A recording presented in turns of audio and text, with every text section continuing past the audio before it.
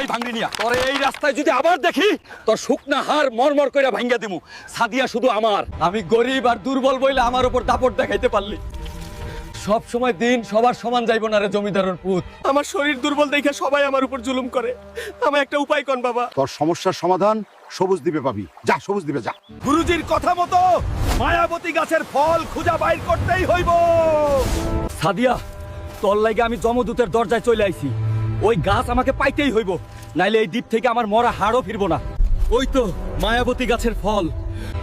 আমি মরার ডর পাই না, আমি ডরাই আমার সাদিয়াকে না পাওয়ারে।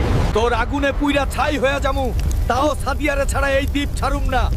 মার আমারে, তাও আমি এক কদম সরমু না।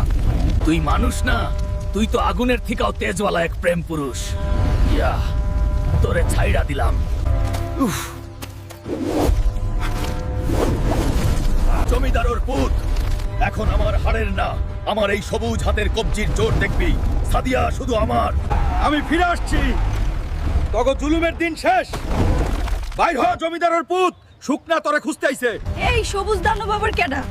আমার শুকনা কই? কমেন্টে জানাও তোমরা। লাইক আর সাবস্ক্রাইব করো।